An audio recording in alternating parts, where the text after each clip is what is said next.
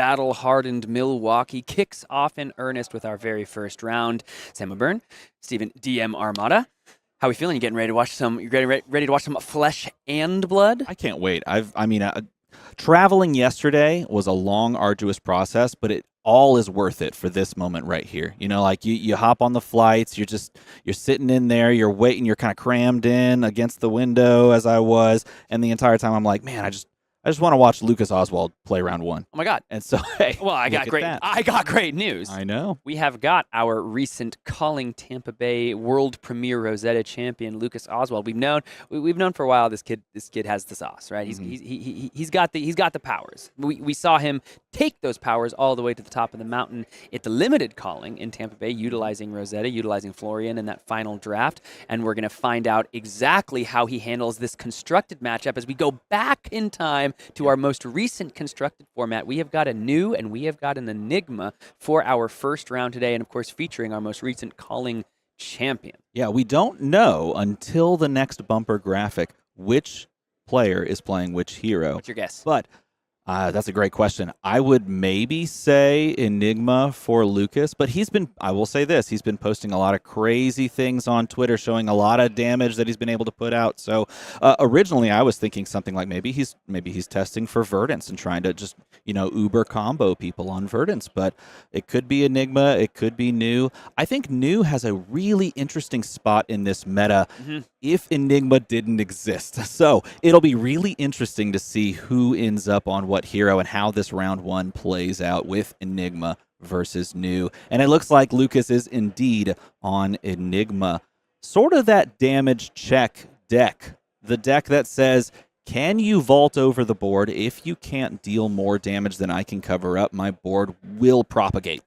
And New, of course, one of the marquee heroes of the last set as well, but has sometimes a challenging time getting through the ward pieces. The Embrace of Determination can go sometimes, I was going to say sometimes a long way, but often it feels like it can go a little way, right? It can get there a little bit. And the question is, can you utilize the attack reactions, really get over the top of any potential blocks, blow up some ward pieces? Because the Vambrace, while, of course, an important piece, is not always the, piece de resistance, if you will. Yeah, I think the other thing that you look for in this matchup as Jarrett and just in general as New is you're looking for natural go-again sources because you can't necessarily rely on the dagger hitting.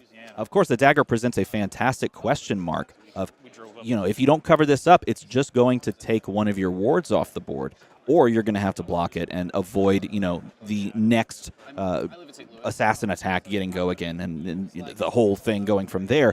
So are you going to be able to find your go-again attacks so that you can actually pressure the board state, or are you trying to rely on a dagger that's more likely than not going to miss? Coming to the Chicago Calling in December? Oh, 100%. Down here as the players are shuffling up. Often the Vambrace can work on that dagger, utilize that third and final resource on the daggers as you describe.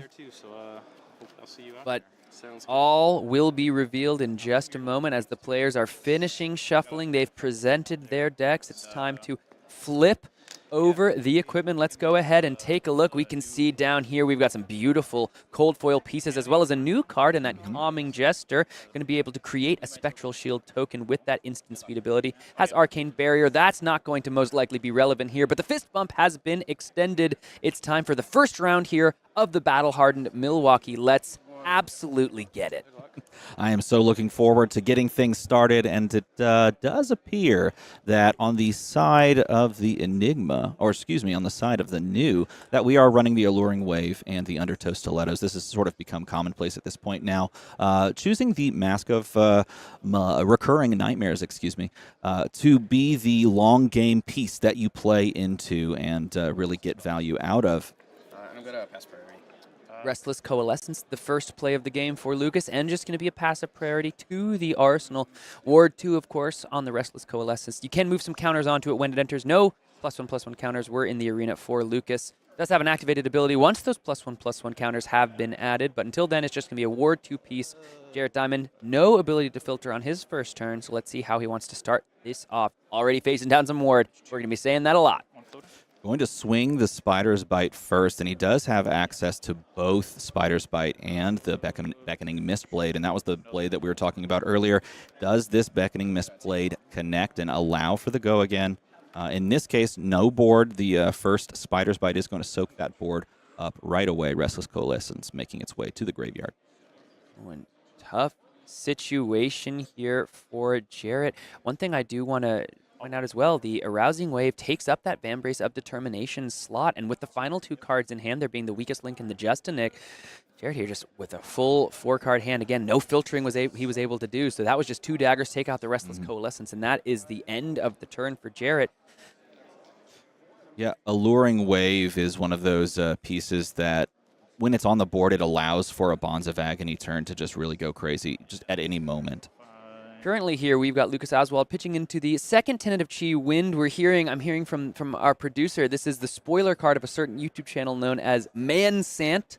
So, happy to see that card represented. You have to imagine that just Mansant fans everywhere are glad to see this representation. This is a card, it's coming in for 3, gets go again if Lucas has transcended this turn. And of course, it is itself a blue, so enables that transcension as well. You have to imagine Lucas is hoping to do so on the turn. You would think so. Lining up some blocks. Looks like a Justinic is going to be committed and an Enlightened Strike, so a go-again piece there. And there is the Transcend, like you mentioned, both being blue cards, meaning this is going to bounce back to the hand. It's going to give the capacity to keep this turn going. And these new Enigma decks, you can talk about how they can be very disruptive for very building the board. This is one of the most disruptive things you can throw down, isn't it? Phantasmaclasm coming on the combat chain, 4/9, going to look at the hand, put that Surgical Extraction on the bottom of the deck. Of course, Jarrett does get to bring an attack back from the top of the deck into the hand. If he is able to find a popper, it would work here, but it does look to just be that blue infect. So that would allow for a Transcension thanks to the Homage to Ancestors that both players know is in the hand, but it looks as though it might just be committed to the block here. Save 3 life on this attack for 6. And we know that there is that weakest link in the arsenal as well for Jarrett. So that blue might just be getting pitched into that disruptive attack on his next turn.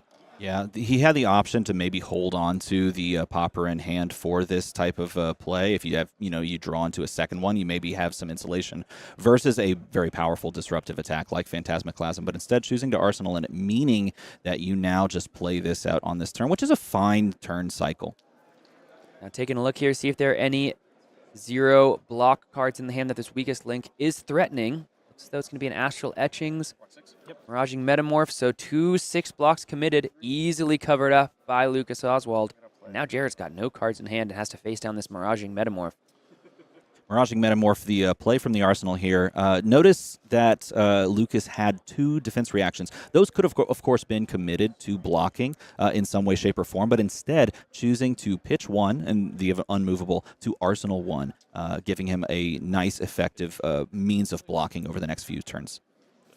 Beckoning Mistblade, the start of the turn here for Jarrett, as that Miraging Metamorph was popped by the second weakest link. So those are 2 important pieces gone. Of course, New does have access to some recursion in the Codex of Frailty. Let's see if there's a blue card to go alongside with the Beckoning Mistblade, as Lucas kind of says, show me what you got.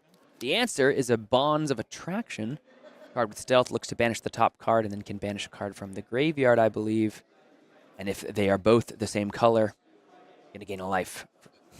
Lucas having to turn the card and read the effect as well. It's not a card you see very often, but it is indeed a functional card in this moment to allow you to just have that wider turn. Now, we have seen Lucas so far in this game not really prioritize board state and really not draw some of those, instant auras or just board in general.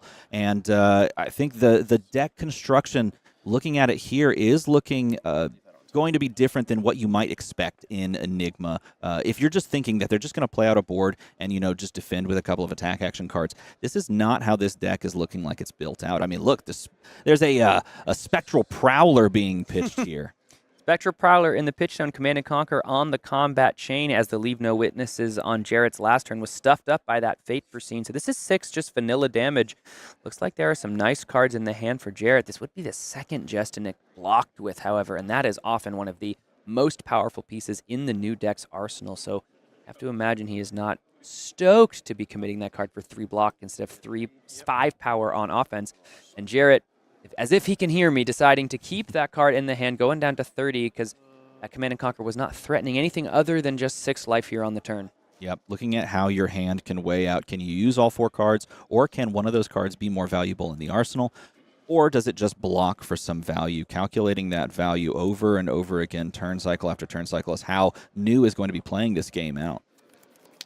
Codex of Frailty headed to the pitch zone. I think if you are Jared here, you're also aware that there was an unmovable pitched by Lucas just that turn before for the Miraging Metamorph, so have to consider when that big, potentially 8 block from the Arsenal is going to come back around. Maybe Codex of Frailty has something to say about it. If you can make an attack, utilize the Codex, rip a card from the hand. This Art of Desire Mind, however, going to get go again from the Beckoning Mistblade and turning on the Transcension in the hand.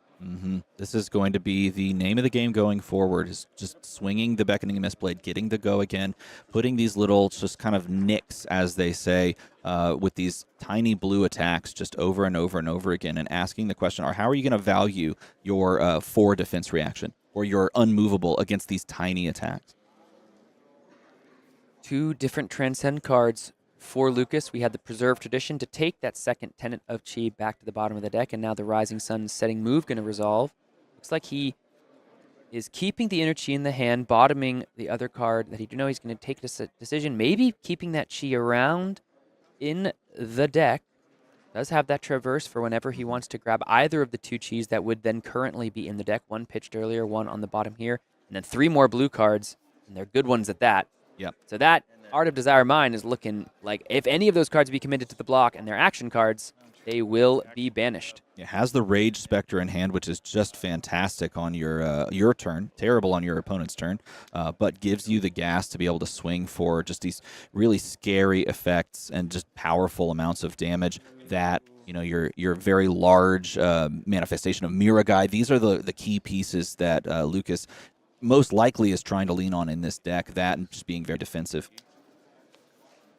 Mask of Recurring Nightmare is going to be the second attack reaction on this Art of Desire Mind. So the Chi that was created from the Stir the Pot. Lucas now has to banish one of those 3 cards in the hand.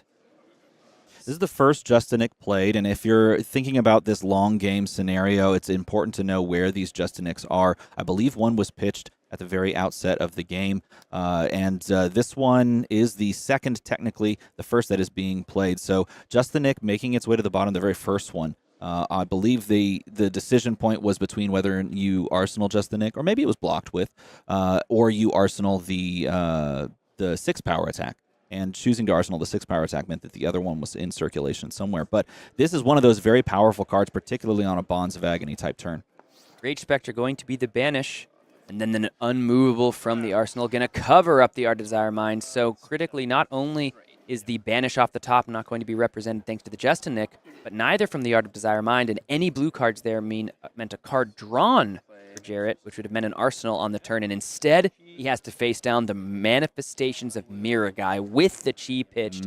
This can, we're early, this can spell doom and disaster, certainly when you're facing down an Enigma, because if they're able to keep this thing around, all of a sudden, a single blue pitch comes in for 8. Yeah, and this was done off of an unmovable block. So if you're looking at the value on this turn cycle, it's through the roof. You're playing Manifestation of Miragai after a double transcend. You have the Inner Chi that comes down to send this for 4 counters, which is pushing 8 go again, and you did this off of the Tunic resource on your own turn. So this is like the maximum value per turn that you can get from Lucas Oswald. He set this up absolutely beautifully to get to this point, which can get, like you said, really out of hand really quick. 5 damage over the top. Jarrett Diamond down to 25 here in the first round of the battle hardened in Milwaukee. If you're in Jarrett's shoes, you're happy that Lucas is just playing 4 cards off the top. You can attempt to try to sneak something through with something like that Venomous Bite in the hand. We've got a Bonds of Agony, and we've got a Find All Spring Tunic on 3. So again, Lucas here is facing down an attack for 1, but he has to be playing potentially pretty face up here. He's going to go ahead and hide the cards from us with the shoulder. Let's see. I don't believe, as he flips those cards around, there's anything at reaction speed that can be played in that hand. And that's a very important point. And this is anytime a Bonds of Agony is resolved onto the board, you have to ask a lot of questions. Is this the type of turn on a 2-card hand after playing this where we're going to see the activation of the 2 on-board pieces of equipment to try and push this over the top into the break point? Or is this just trying to buy me cards? Am I going to have to overcommit to this block and expect these attack reactions, of which we do know there is one in the hand? Is this the time to commit to try and stop this, or am I just going to block a little bit and then get blown out and lose my manifestations value?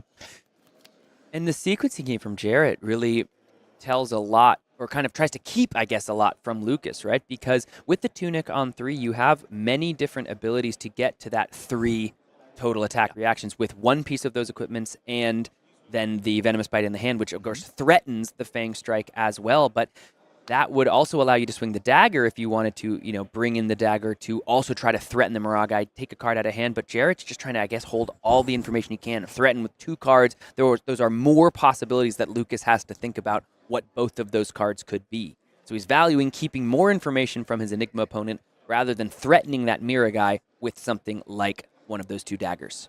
This is the assassin way, is hiding as much information and then punishing misplays. So the question here from Lucas, how much do you commit to this defense? You don't want to lose your manifestations of Miragai to a singular 1-power attack. But are you going to give 1 card? Are you going to give 2 cards? And how can you be punished from the side of Jarrett? Yes, that last turn cycle was like a 16 value play over the course of Lucas's turn and Jarrett's turn. But does it all crumble to this moment? And do you reset the board essentially? Or are we going to see Lucas make a correct block? Is he just going to say 3? Is he going to say 6? And then how does Jarrett play around that? The attack reaction in the hand, if a blue is pitched, could add an additional 4 on top. Looks like we're going to be blocking for quite a bit there. Let's presenting 9 blocks. A total block. of 9. Is this an overcommittal? Is it just comfortable to say, Lucas, I'm just going to, from Lucas's perspective, I'm just going to send 9, see, this is going to cover everything, and then I'll feel comfortable just pitching and swinging my 8? That is going to go ahead and buy some banishes. And now swinging in for 8 with that Miragai, because even though there were potentials to get a bunch of attack reactions on that Bonds, looks like it wasn't enough to get over the 9. Only 1 actual big pump in the hand in that Venomous Bite that now sits in the arsenal. And poor Jarrett here, facing down that Miragai once again. Early in this game, that was a key moment where we could go back and look at the different possibilities, the permutations of the blocks there, and then the possible answers from Jarrett. Was it right to send to block 6 and then try to arsenal something from that hand? It looks like Lucas has analyzed the lines and decided, this is fine. I'm going to block 9. I'm going to send 8. That is way above, and I'm not going to worry about an arsenal. I can just play from here continually.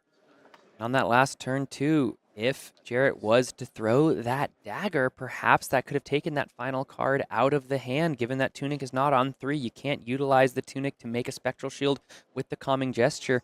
Lucas might not have been able to swung that Miragai and take care of the dagger and still block 9 on the Bonds of Agony. Yeah, the longer this game goes and the longer that manifestation stays on the board, the more easy this is for Lucas. And so the length of the combat chain, I think, is going to be paramount for Jarrett, trying to get these blocks out of Lucas, hoping that they're on some awkward D-react hands, maybe even.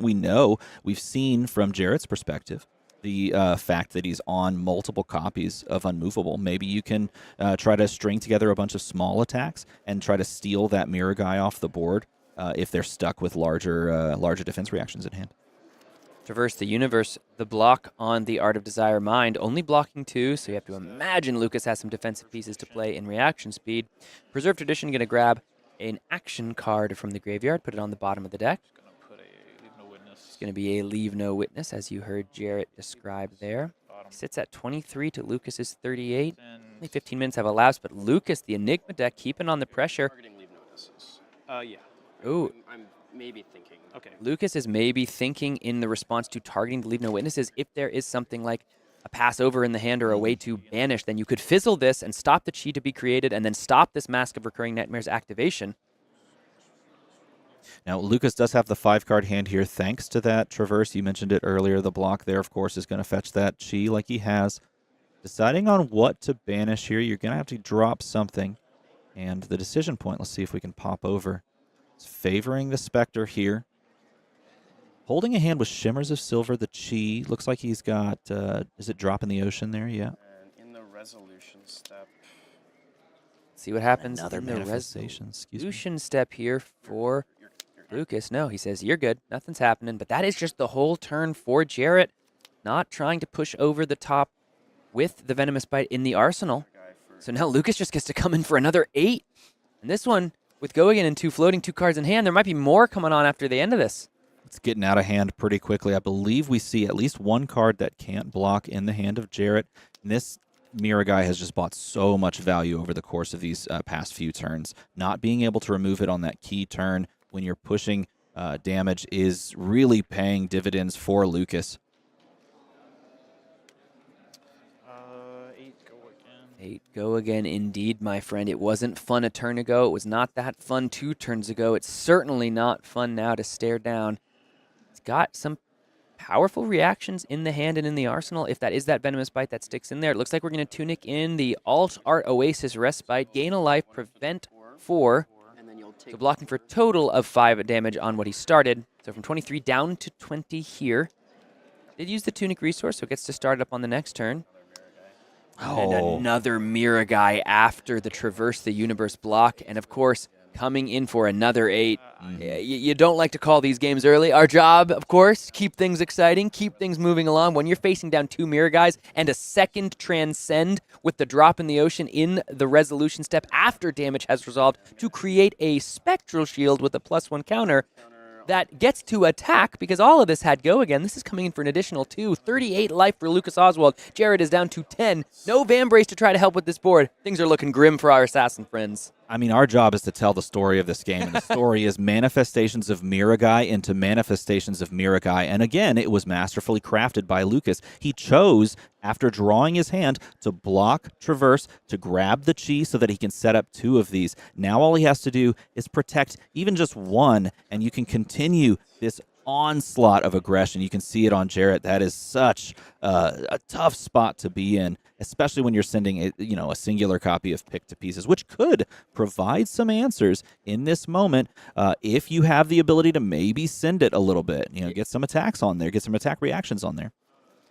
This is a perfect response here to these auras, right? Because you can, of course, get some damage over the top and it can't be prevented. If this game does end quickly or in the next, couple of turns, we do, of course, thanks to our friends at Savage Feet, have a great backup gain for you. We've got an Aurora and a Levia here for the round 1, so there's plenty of flesh and blood here in this round 1 of the Battle Hardened. And it's not over till it's over, my friend. This is what we have to be aware of because we've all played in games that feel completely doom and gloom until you stand at the end of the game like, how did I won this game and I don't even really know how. I just played to my outs. But Pick to Pieces, let's talk about this one, Steven. Well, I mean, if you're looking for an answer to this kind of a difficult scenario, this might be the card to do it because you have the ability to pump it up with reactions, trying to send it over the top and remove the auras from the board. He is going to play both Venomous Bite and Hiss, sending this. I believe both of those are red for the +6.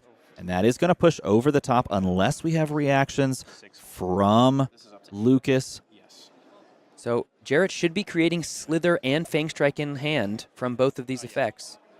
Yep, looks like they're realizing it now. So now this is getting over the top by 2. Does Lucas have any way to prevent this?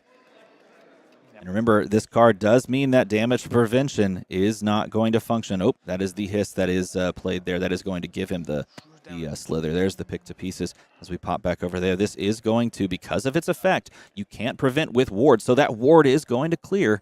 No, the Fate Foreseen from the hand is going to go ahead and finish the combat chain for Lucas. You saw him ask, any more reactions as just to see if that Fang Strike would be committed. The Fang Strike was committed because Jarrett didn't want to keep both of those cards in the hand, but Lucas, again, these were just 4 cards off the top. Jarrett had to put Lucas in the position. Do you have it? Can you get there? The answer in this case was yes, and that final defense reaction after blocking 6 was enough to keep around this board award. Spectral Shield is going to swing first. And at this point now, from Jarrett's perspective, you're in damage control, you're in mitigation, but it's looking grim. Sending for 8. Does have the Go Again. Tunic's up as well, so you do have to, and there is 1 resource floating, so you do know that Manifestations number 2 is, coming down the pipeline after this. There's a reason this deck was the most represented over across the pond at the Calling Leon, right? This new format we are in a world without Bonds of Ancestry, and the Zen deck that was keeping this Enigma deck perhaps a little bit more in the shadows. Well, the shadows have cleared, the mists have lifted, and Enigma is looking mighty powerful unless your deck has a good way to stop it. And, without the Vambrace of Determination, it's not the silver bullet in the matchup. It does give you a little more counterplay around the ward here, and Jarrett really feeling the pressure of 2 manifestations of Miragai, not to mention that Spectral Shield. 3, 5.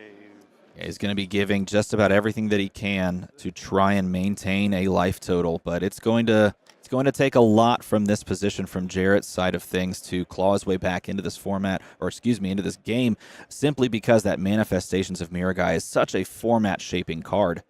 He did what he could, right? Like, he played towards that pick to pieces turn. He made Lucas just find it truly off the top of the deck. He did have it, and that means Lucas is gonna take the game. Just too much pressure. Lucas Oswald calling Tampa Bay champion, and the champion around 1 here at the Battle Hardened in Milwaukee. Lucas made such great choices through that game, not just crafting his hand to set himself up for success, but also blocking in the correct way. And that honestly has been the hallmark of great players versus a hero like New. New is one of those heroes that asks you to make the correct play in difficult spots, turn after turn. And if you don't, they just blow you out.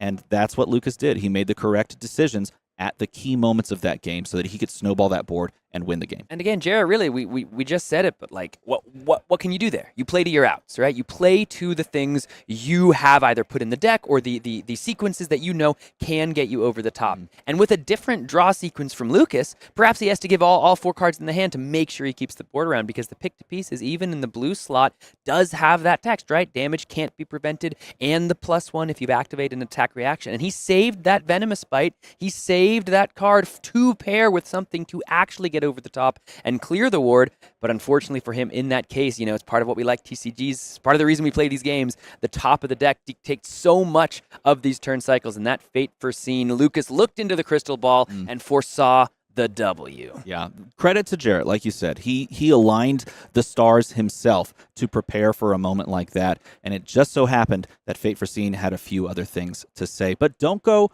away. Don't go too far. We're going to take a short, maybe a couple-minute break, and then we'll be right back here for another game in this round 1. It's going to be a good one, Aurora versus Levia. So go grab some snacks and be right back here in a couple minutes.